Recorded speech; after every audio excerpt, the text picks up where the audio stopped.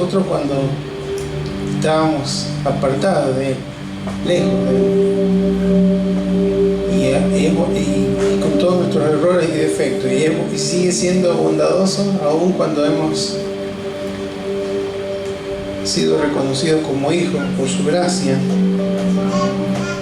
y que nos seguimos equivocando. Sigue siendo bondadoso. Amén. Así que ese Señor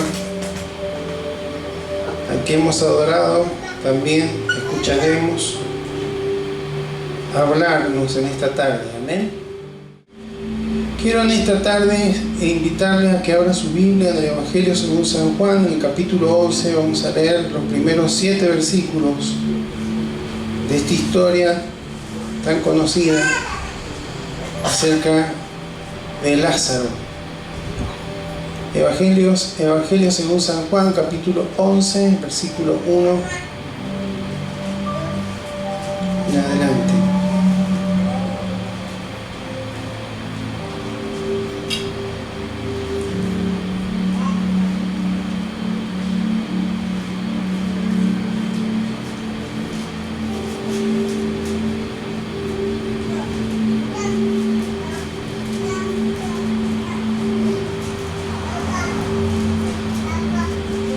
¿Encontró?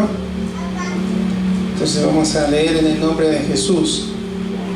Amén. Y dice así: estaba entonces enfermo uno llamado Lázaro, de Betania, la aldea de María y de Marta su hermana. María, cuyo hermano Lázaro estaba enfermo, fue la que ungió al Señor con perfume y le enjugó los pies con sus cabellos. Enviaron pues las hermanas para decir a Jesús: Señor, he aquí el que amas está enfermo. Oyéndolo Jesús dijo: esta enfermedad no es para muerte, sino para la gloria de Dios, para que el Hijo de Dios sea glorificado por ella. Y amaba Jesús a Marta y a su hermana y a Lázaro. Cuando oyó pues que estaba enfermo, se quedó 2 días más en el lugar donde estaba. Luego, después de esto, dijo a los discípulos: vamos a Judea otra vez. Amén. Invito a que oremos. Señor, agradecidos estamos en esta tarde porque hemos podido darte gloria, Señor. Es una forma de reconocer lo que tú eres, Señor, a través de los cánticos, Señor. Gracias, Señor. Hemos podido decirte que eres hermoso. Hemos podido cantar, Señor, que en verdad tú eres quien nos ha conmovido, nos ha impactado con tu bondad, con tu fidelidad. Gracias, Señor. Gracias por tu presencia aquí en este lugar, por manifestarte, Señor, en medio de nuestros cánticos, Señor. Y en esta hora te rogamos que tú seas hablando a nuestros corazones, Señor, a través de tu palabra, a través de este mensaje, a través de esta historia que vamos a repasar y a través de la cual nos volverás a hacer reflexionar de algunas cuestiones, Señor, que siempre tienen que ver con nuestras vidas hoy. Señor, necesitamos que tú nos des la sabiduría y la gracia para entender, Señor, para comprender lo que tú nos quieres hablar. Y que tú me guíes, Señor, en cada expresión para que pueda hacerlo bajo tu dirección, bajo la dirección de tu Espíritu Santo, quien nos guiaría siempre a toda verdad. Oramos, Señor, por aquellos que no han podido llegar, que están con algún inconveniente, Señor. Especialmente por aquellos que están con su salud quebrantada o que se están recuperando. Oramos por Francisco, clamando, Señor, para que pueda con paciencia, Señor, ir avanzando en su recuperación y tú te sigas glorificando en él. Oramos por el pastor Gervasoni, Señor, que está internado. Tu mano poderosa le alcance allí, Señor, donde está, y una vez más te glorifiques, Señor, en la vida de tu siervo. Oramos también, Señor, por la recuperación de nuestra hermana Karina, para que tú sigas obrando. También, Señor, oramos por aquellos los niños, Señor, que están a veces con algún problema de salud, por Matías, por Martina. En el nombre de Jesús clamamos, Señor.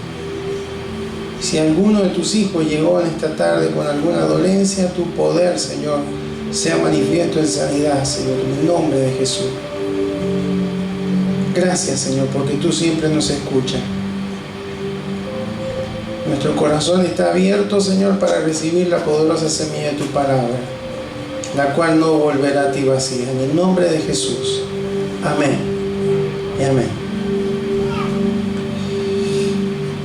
Bueno, creo que la mayoría conocemos la historia de Lázaro, ¿sí?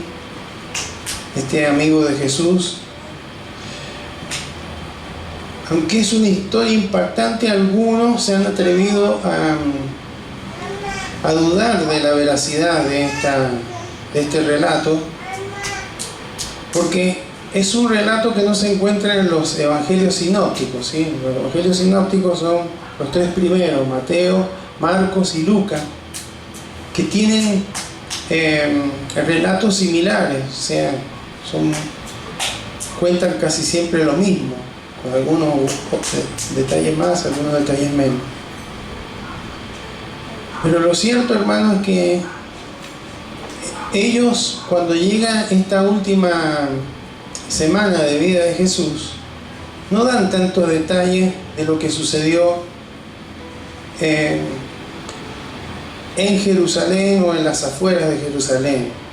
Mayormente ellos siempre detallaron estos otros evangelios, el ministerio público de Jesús en Galilea, en toda esa zona donde mayormente se desarrolló su ministerio. Juan tampoco habla de las otras resurrecciones, y hay una que está en Mateo que habla de la hija de Jairo, y hay otra que está en Lucas que habla de la resurrección de la hija de la viuda de la ciudad de Naín. Pero lo cierto, hermano, es que si está en la palabra de Dios es un relato. Porque si bien en los evangelios sinópticos no se nombra a Lázaro, sí se nombra a sus hermanos. Y es evidente que Jesús tenía esa casa, ese hogar, además de ser amigo. Él habla ahí, reconoce que amaba a Lázaro, que amaba a sus hermanas con un amor ágape y un amor filial. La palabra filos está ahí en estos versículos, que es el amor de hermandad. Lo cierto es que Jesús pasaba, cuando iba a Jerusalén, pasaba por allí y se hospedaba en ese hogar, en esa casa. Pero ahora Él está en otro lugar y le mandan a avisar que Lázaro está enfermo. Cuando dice que está enfermo, la palabra ahí habla de que estaba débil o falto de energía, algo le estaba ocurriendo. Por supuesto, en esa época no había tantas posibilidades de diagnósticos como tenemos hoy, pero dice ahí que le avisan porque evidentemente era algo delicado. Cuando Jesús es informado al respecto, hemos leído que no va inmediatamente en ayuda de su amigo, sino que se queda 2 días más en el lugar donde estaba, y finalmente, si seguimos leyendo, llega 4 días después del fallecimiento de Lázaro, donde ya parece que ya no se puede hacer más nada.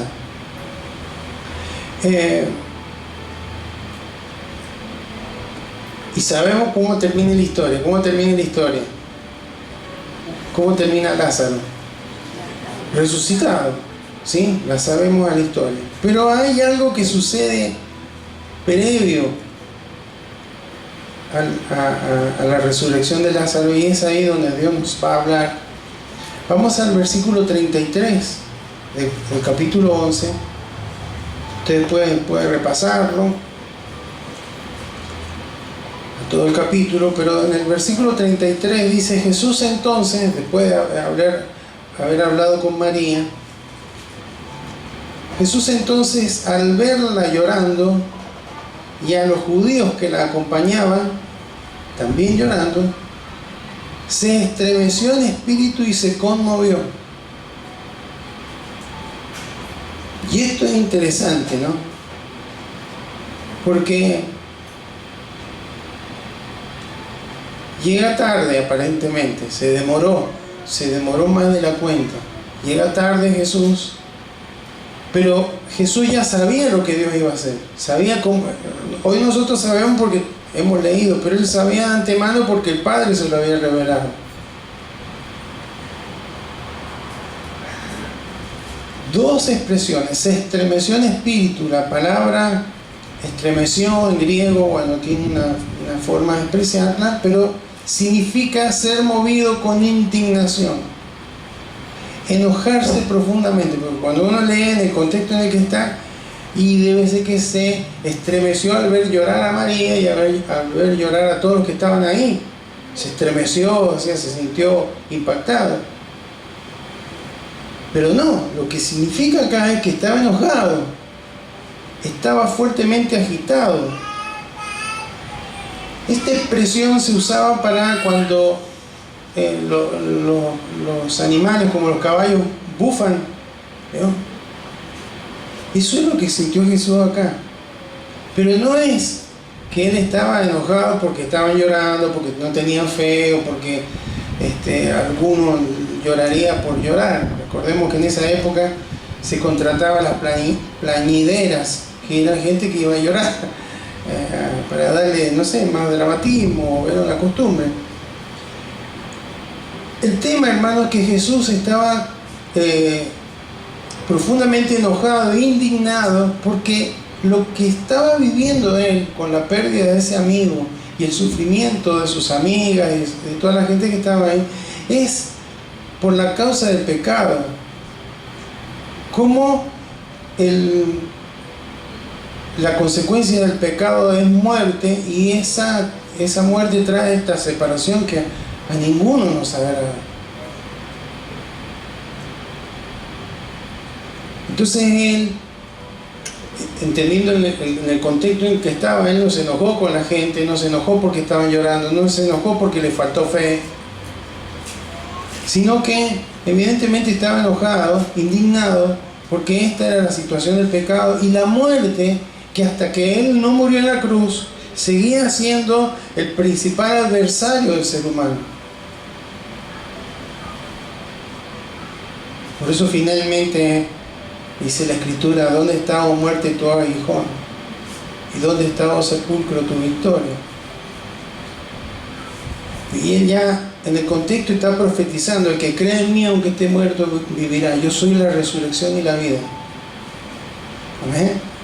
Entonces, ese se estremeció implica esto, esa indignación que Él tenía por las consecuencias del pecado y por la muerte.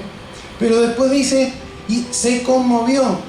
Se conmovió, en griego viene de un verbo que significa agitar, perturbar, sacudir interiormente, temblar con agitación. No era debilidad emocional, sino que Jesús no solamente observaba el dolor, sino que también sentía ese dolor. O sea, ¿y cómo nos damos cuenta, hermano? Porque vamos al versículo 35, dos versículos más abajo. Uno de los versículos más cortos de la Escritura, que dice: Jesús lloró. Jesús lloró, hermano. Jesús sabe cómo va a terminar la historia. Sabe que en unos minutos Lázaro va a salir de esa tumba. Sabe que en unos minutos todo el llanto que ve en Marta y en María se va a transformar en una alegría, en un gozo extraordinario. Sabe que ese velatorio se va a transformar en una fiesta. Y a pesar de que Él sabe esto, Él llora. Y no llora por lo que venía después. Unos versículos más abajo, en el versículo 53, dice que desde ese día acordaron matarle. No era que él estaba llorando por lo que venía para él. Estaba realmente conmovido por la situación, el contexto en el que se encontraba toda aquella gente. Amén. Bueno, hasta ahí es lo que generalmente conocemos de la historia de Lázaro. Pero ¿qué nos enseña esto hoy a nosotros? Porque todos, hermanos, tenemos alguna necesidad. No solamente que todos perdemos seres amados, sino que hay cosas en nuestras vidas que por ahí están como enfermas o que están muriendo. Sueños, situaciones. Y si el Señor Jesús supiera que todo eso, que si Él inmediatamente actuara, tiene poder para hacerlo y autoridad para hacerlo, fuera la solución y fuera lo mejor para nuestras vidas, ¿qué cree que pasaría? No nos enfermaríamos, no tendríamos problemas, no nos moriríamos, no. ¿Sí o no?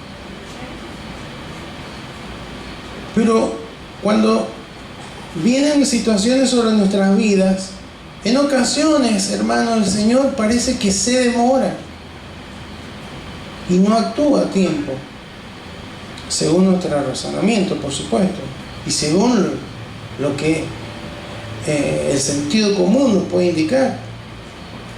Porque el sentido común, lo racional, ¿qué debería haber sido? Le avisaron a Jesús que su amigo estaba enfermo, inmediatamente tendría que haber venido y lo hubiera sanado. Lo hizo con tantas personas, ¿cómo lo iba a hacer con su amigo? Lo primero que encontramos, hermanos, es que siempre hay un propósito detrás de cada demora de Dios. Siempre hay un propósito.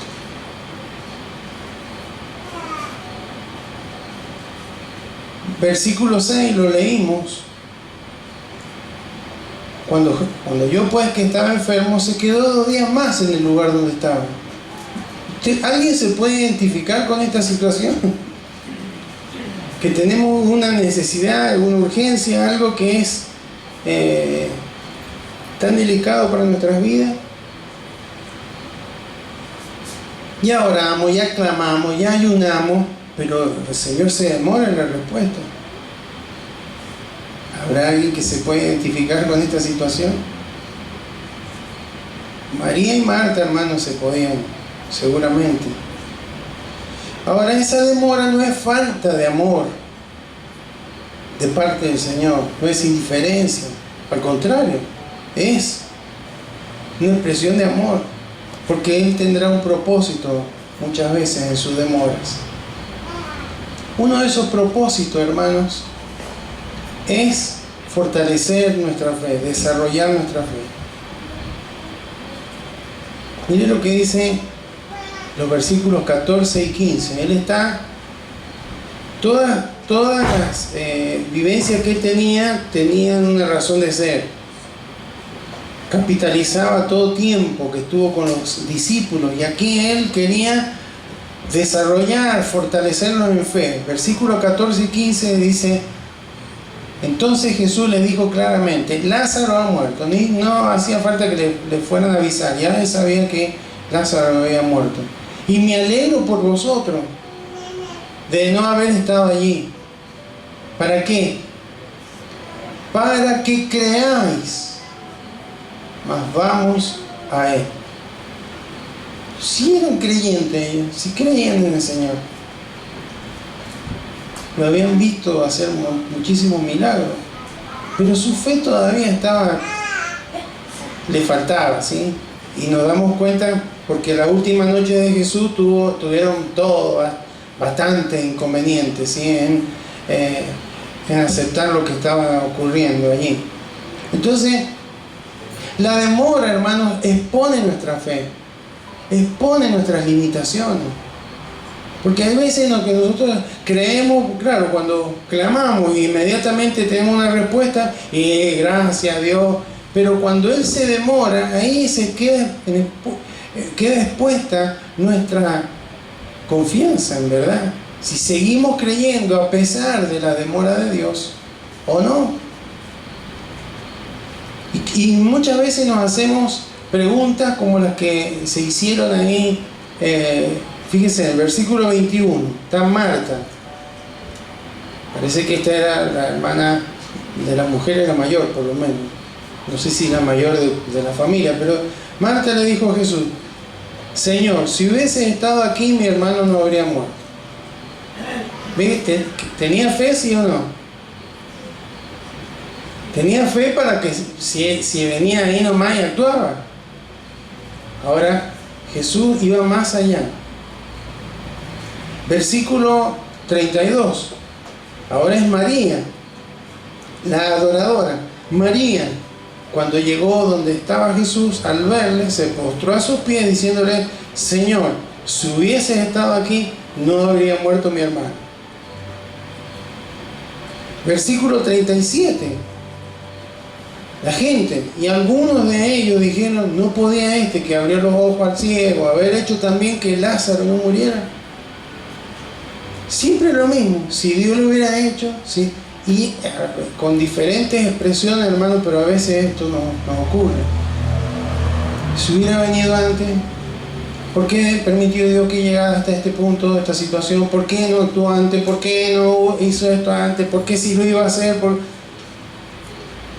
Una de los propósitos que Dios tiene en las demoras es fortalecer nuestra fe, hermano. Fortalecer nuestra fe.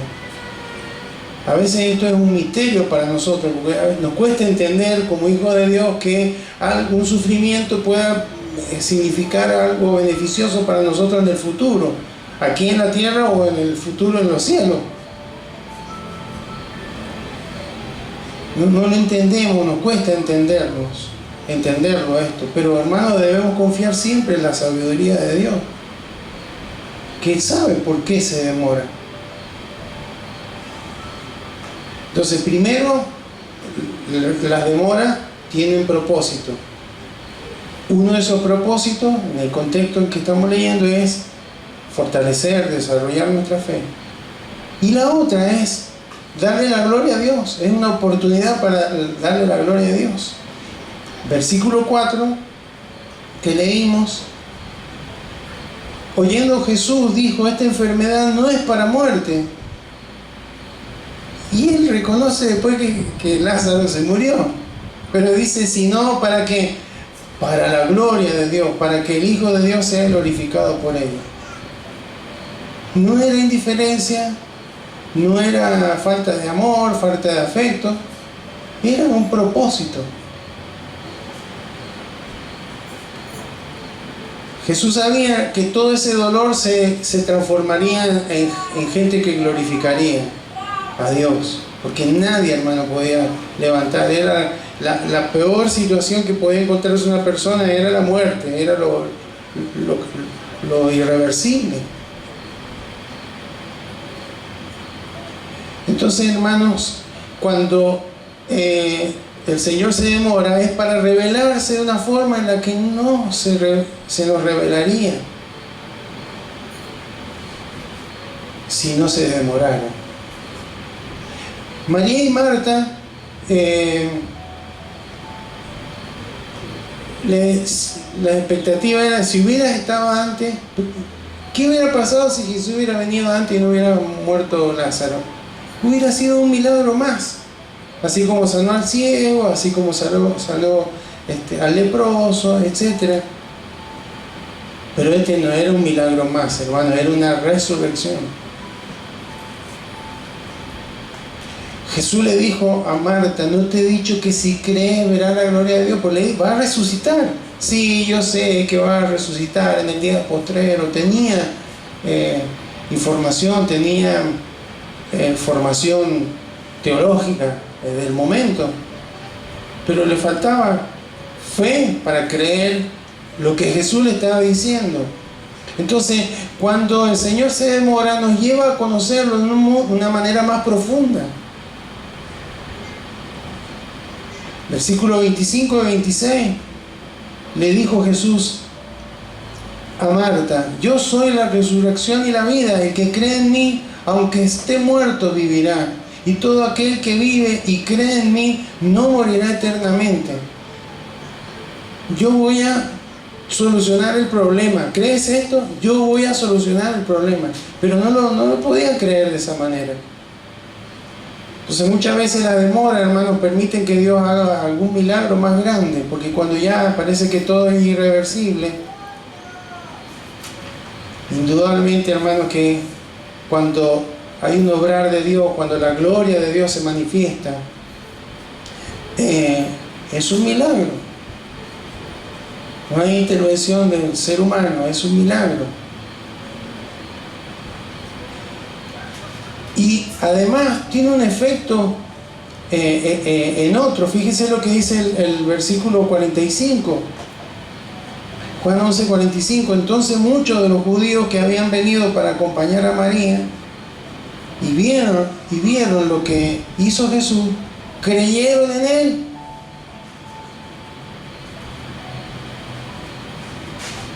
Entonces, hermanos, ¿cómo las demoras tienen propósito? ¿Cuál era la expectativa de Marta? ¿Dónde lo pusieron? Está en una tumba. Bueno, vamos para allá. Y llegan y dicen que la tumba tenía una piedra adelante. Bueno, sáquenla. ¿Cuál era la expectativa de Marta? Señor, ya hace 4 días que falleció. La expectativa era: qué feo se va a poner el ambiente. ¿Pero qué pasó, hermano? No pasó nada después de esto.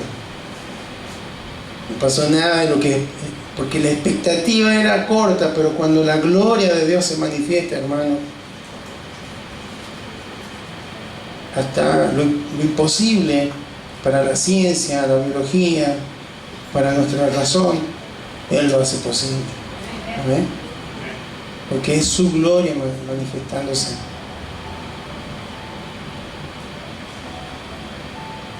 ¿Cuántos quieren ver la gloria de Dios en su vida? Y si se demoran, Señor, ¿van a seguir creyendo? Porque Jesús todo lo anticipó. No te he dicho que si crees verás la gloria de Dios. Dios, hermano, la gloria de Dios, su gloria es todo lo que Él es, su magnificencia, su poder, sus atributos, sus cualidades. Cuando su gloria toca algo, alguien se manifiesta en algo poderoso y lo vemos, ¿sí? Lo vemos todos los días en la creación y pero ya es algo tan normal, tan común como ellos, y ya era común. Ya anda Jesús por ahí, seguro que debe estar sanando, liberando de endemoniados. Pero ahora, hermano, estaba resucitando un muerto. Ese es para la gloria del Señor. Esa es una demostración de su gloria, su poder, su autoridad. Entonces, hermano, usted podrá creer hoy que si Dios está demorando en algunas de las respuestas que en su vida, usted podrá creer que tiene un propósito esa demora. Creyendo que usted ha orado, ha clamado, lo ha hecho con fe, está creyendo, pero es probable que el Señor esté fortaleciendo su fe y que Él quiera revelarse de una manera mayor de la que usted espera. Pero hay que creer. ¿No te he dicho que si crees verás la gloria de Dios? Verás después. Amén. Su demora, hermano, es un propósito, un plan para nuestra vida. Lo segundo que aprendemos de esto, hermanos, además que las demoras de Dios tienen un propósito, es que Jesús entiende cómo nos sentimos mientras esperamos. Amén. Él nos entiende. Él se indigna lo que nos muestra todo esto es que aquello que nos hace sufrir, a Él lo hace sufrir, a Él lo hace indignar, a Él lo hace poner mal. Cuando experimentamos dolor, cuando experimentamos injusticia, cuando experimentamos traición, cuando experimentamos abandono, cuando experimentamos calumnia, Él se enoja también y participa de esa experiencia. No está ajeno a lo que nos pasa. No sé si podemos alcanzar a comprender esto. Él no está ajeno a lo que nos pasa. Hebreos 4:15, fíjese lo que dice aquí la palabra del Señor. Hebreos 4:15 dice: porque no tenemos un sumo sacerdote que no pueda compadecerse de nuestras debilidades, sino uno que fue tentado en todo según nuestra semejanza, pero sin pecado. El versículo anterior dice que Él es un gran sumo sacerdote. Un sumo sacerdote era alguien que intercedía, ¿sí?, entre el pueblo ante Dios. Era el que llevaba el sacrificio y luego entraba al lugar santísimo para que la sangre de la víctima que había sido rociada en el altar del holocausto fuera rociada, que había sido sacrificada en el altar del holocausto, fuera rociada sobre la tapa del arca del pacto, el propiciatorio. Entonces dice allí que ese sumo sacerdote que entró para siempre en el lugar santísimo y rompió el velo para que ahora todos los que creen tengan acceso, Él se compadece. Compadecerse viene del griego sympateo, que significa sufrir con otro. Sufrir con otro. O sea que Jesús sufre con nosotros, dice, en nuestras debilidades, y fue tentado en todo, recordando que tentación no solamente se refiere a la de las tinieblas para hacernos caer, para apartarnos del Señor, sino que tentar es poner a prueba, es probar, poner a prueba, ¿sí? Entonces, Él, hermano, sufre con nosotros. Y ahí está revelando el corazón de Dios, el corazón del Padre. Así es nuestro Dios. Un Dios que muchas veces se presenta como lejano. ¿Cómo puede existir Dios habiendo gente que le pasa esto, habiendo estas terribles guerras o estas terribles circunstancias? ¿Cómo puede ser que Dios permita esto? Pero en realidad, hermano, el corazón de Dios es bondadoso, como le cantábamos recién. Por ahí se utiliza mucho una palabra en estos días, empatía. ¿Escuchado la palabra? Empatía. ¿Qué es la empatía? ¿Qué es la simpatía? ¿Cuál es? La empatía tiene que ver, hermano, en ponerse en el lugar de otra persona, pero sentir lo mismo.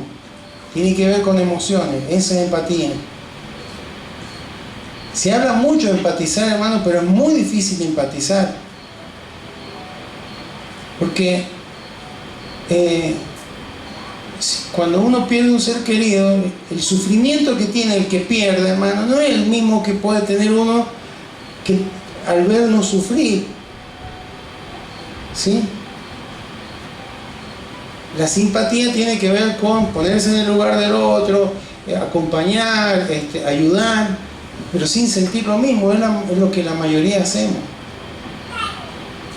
Pero Jesús, hermano, según esta palabra que hemos leído,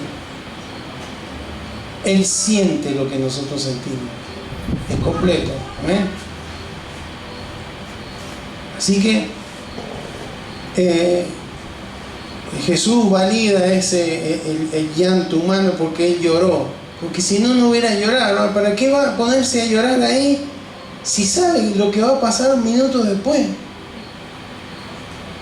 Porque realmente, hermano, estaba sufriendo con sus amigos, estaba sufriendo el dolor que ellos estaban pasando.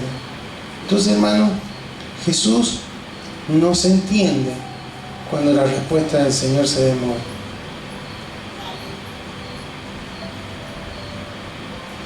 Y Él es experimentado en la aflicción.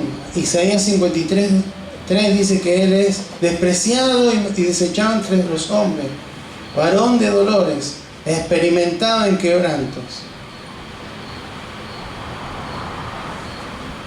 ¿Tiene el corazón roto? El Señor Jesús lo entiende. Él también. Lo abandonaron, lo menospreciaron, estuvo solo, lo calumniaron.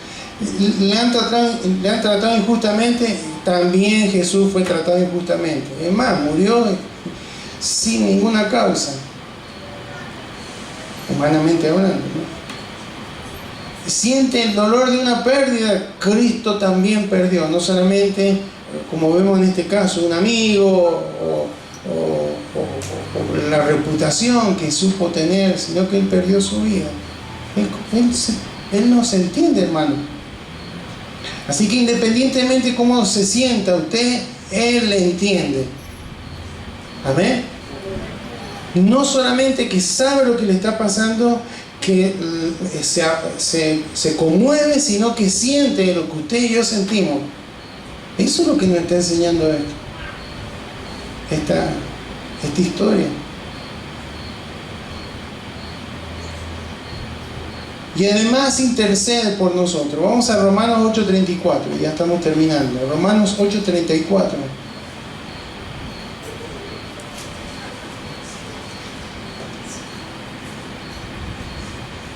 Este capítulo es tan precioso, ¿no? ¿Quién es el que condenará? Cristo es el que murió, más aún, el que también resucitó, el que además está a la diestra de Dios y el que también intercede por nosotros. La diestra de Dios, hermanos, está en una posición de autoridad, de poder, ¿sí? Intercede por nosotros, hermanos. Él es nuestro mediador, nuestro abogado. Cuando viene el acusador, él expresa, no, pero yo entregué mi vida por él. Yo entregué mi vida por ella. Yo lo redimí, yo lo compré, yo lo rescaté. En el contexto también habla de que el Espíritu Santo intercede por nosotros con gemido indecible, ¿no? Por ahí, unos versículos antes. ¿Cómo se complementa esto, hermano? El Espíritu Santo intercede dentro nuestro, para enseñarnos a orar al Padre en su voluntad, para guiarnos cuando no tenemos palabras, no sé cómo pedirte, Señor. Él nos va a guiar para pedir en la voluntad de Dios. Y Cristo intercede, hermano, para que esa oración llegue ante el trono del Padre. Por sus méritos, no por los nuestros. Amén. Entonces, hermanos, así es el Señor. Así es el Señor. Cuando lloramos, Jesús llora. Cuando tenemos tristeza, Jesús se entristece. ¿Y cómo lo puede hacer si somos millones de hijos de Dios? Bueno, por eso es Dios. Así que yo no sé lo que usted estará pasando, cómo está su vida, si están todas las cosas bien, si hay alguna demora de parte de Dios en una respuesta. Si hay una demora, les quiero decir que Dios tiene propósito con esa demora. Fortalecer su fe, una oportunidad para que Él se glorifique de una manera especial. Y también le puedo decir que durante esa demora, el Señor sabe lo que usted y yo vivimos, sabe lo que usted experimentamos, lo experimenta a la par nuestra y nos quiere sostener hasta el momento en que Él pueda actuar en favor de nuestras vidas. Amén. Así que, ¿cómo está? ¿Usted quiere ver la gloria de Dios? Otra vez la pregunta. ¿Qué hay que hacer? ¿Cuál es la consigna? No te he dicho que si crees, verás la gloria de Dios.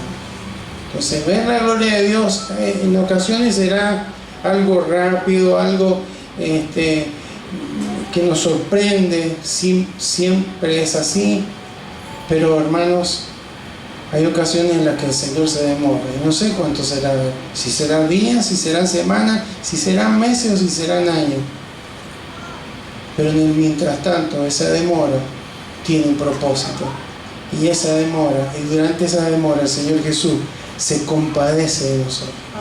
Amén. Que podamos recibir aliento, hermano. Yo creo que después de todo eso que ocurrió, hermanos, fue algo. Es más, Juan dice, María fue la que después jugó, rompió el frasco de alabastro y lavó los pies de Jesús. Imaginémonos, hermano, como la adoración, esa expresión de María ante aquel que trajo a la vida a su hermano amado. El perfume llenó la casa. Esa es la adoración intensa que surge de una vida, que surge de un corazón que ha sido tocado por la gloria de Dios. Amén. Así que no se amedrente, no se aflija. No es que Dios no esté, que es indiferente, que no le ame, que no escuche su oración. Es que a veces Dios necesita demorarse porque está obrando en nuestro corazón. Amén. Invito a que se creo que de pie vamos ahora.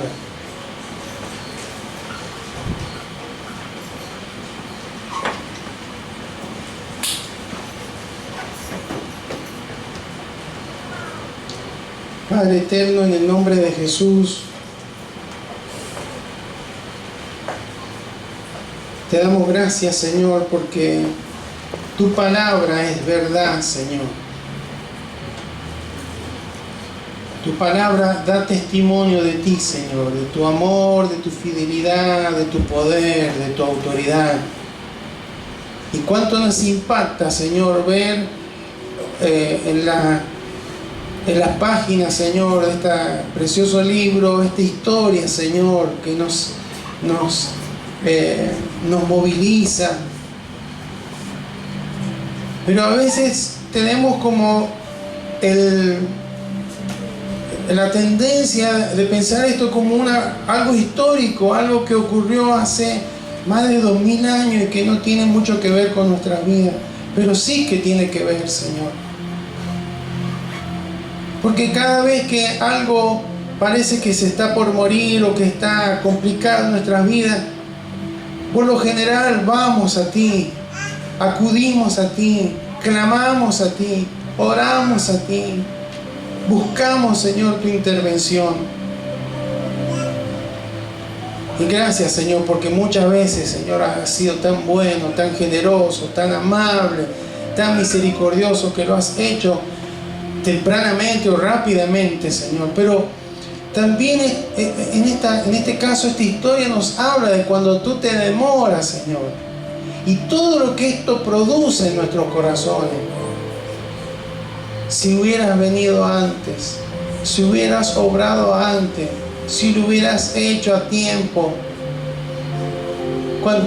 cuánta tragedia, cuánta tristeza, cuánta amargura, cuánto dolor nos hubiéramos ahorrado. Claro, lo vemos por nuestra razón, por nuestra mente finita, Señor.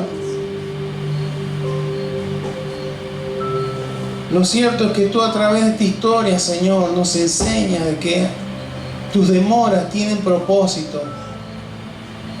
Nosotros también somos tus discípulos, Señor.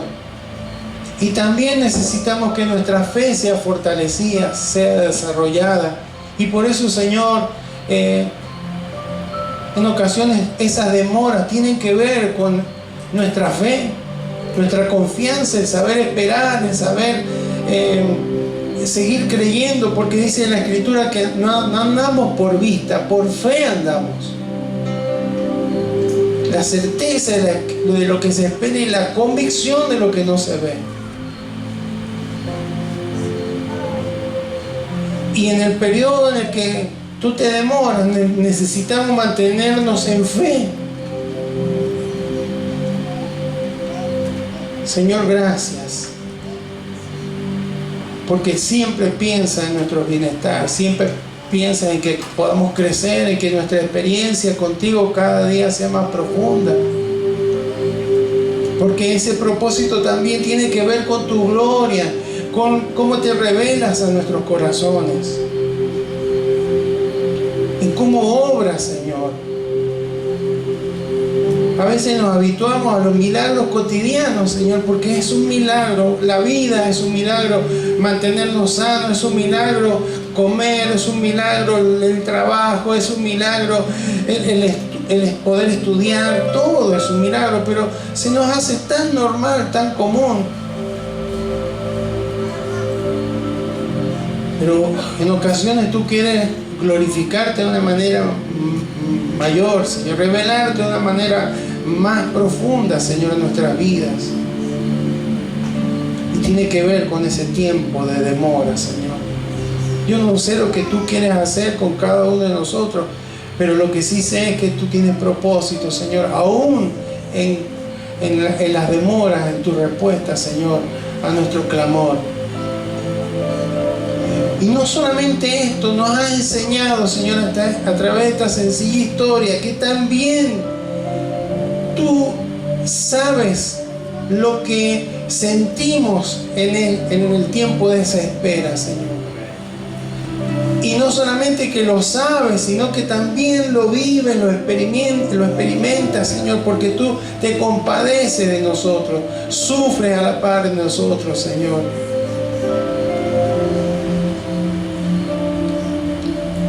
Por eso te damos gracias, Señor, porque no pasamos desapercibidos. Tú conoces, Señor. Hay un salmista que habla de que recibas en tu redoma las lágrimas, Señor, y creemos que eso lo conoces tú, Señor. Sabes, Señor, de nuestras lágrimas. Sabes, Señor, de nuestro sufrimiento. Lo tienes presente, Señor. Gracias, Señor. Gracias por ser tan amoroso para con nuestras vidas, Señor. Y porque sabemos que aún en la espera tú obras, Señor, y tú nos tratas con amor. Tú nos tratas, Señor, con esa gracia, Señor, ese favor que no merecemos, pero que derrama sobre nuestras vidas, Señor. Gracias, Señor. Gracias porque tú obras en poder. Y oramos, Señor, en esta noche, porque cuando tú envías una palabra, tiene que ver con nuestras vidas, tiene que ver con nuestros corazones, tiene que ver con lo que nos sucede.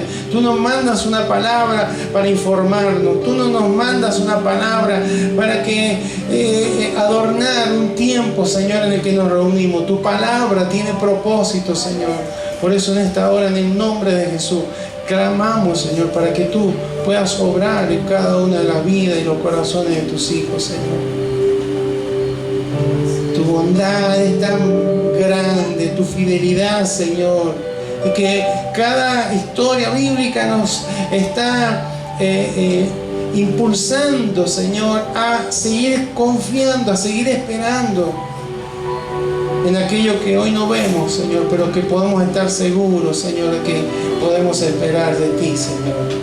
En esta hora yo te ruego que si hay alguno de tus hijos que está aquí en este lugar o que está escuchando esta predicación y hay cosas que se han muerto, Señor, hay sueños, hay anhelos, hay momentos, hay cuestiones que parecen que están muertas, Señor, que sigan creyendo, que sigan esperando, que sigan confiando, Señor, porque tú tienes un propósito con la demora, porque cuando para nosotros ya es imposible, ya es irreversible, para ti todo es posible, Señor, porque tú llamas las cosas que no son como si fuesen, Señor.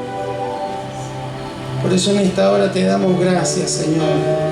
Gracias por tu palabra. La recibimos, Señor, y queremos que tu Espíritu Santo siga obrando en nuestros corazones, porque Él nos guiará a aplicar esta verdad en aquel ámbito de nuestro corazón donde lo estamos necesitando. Gracias, Señor amado, porque tú eres bueno, Señor, porque tú eres bueno, Señor. Gracias por por sentir nuestro dolor, por sentir nuestra tristeza, por sentir nuestra angustia, Señor, por saber lo que vivimos cuando vivimos injusticia, cuando vivimos rechazo, abandono, abuso, señalamiento, calumnia. Tú ya lo has pasado, Señor, en todo. Lo bueno es que tú no pecaste, Señor, y nos has dejado un ejemplo poderoso, Señor. Queremos seguir esperando, y esa es la pregunta, Señor, que tú le hiciste a Marta, nos la haces a cada uno de nosotros en esta noche. No te he dicho que si crees verás la gloria de Dios. No te he dicho que si crees verás la gloria de Dios. Sigue resonando esa palabra, porque tú eres la resurrección y la vida. Tú eres la resurrección y la vida. En ti está todo poder y autoridad, Señor. Para ti no hay nada inalcanzable. Por eso te agradecemos, Señor, en esta hora, Señor, porque tú te mueves con poder, Señor. En cada uno de aquellos ámbitos, Señor, en lo de la salud, en el ámbito de la economía, en el ámbito de la familia, en el ámbito laboral, en el ámbito judicial, Señor, en el ámbito, Señor, de nuestras relaciones interpersonales, en los matrimonios. Señor, en el nombre de Jesús creemos que tú estás obrando, Señor, y que tú obras con propósito, Señor. Por eso te honramos, Señor. Te honramos, Señor. Te honramos, Señor. Y te damos gracias porque tú respondes siempre, Señor. Tú respondes siempre, Señor.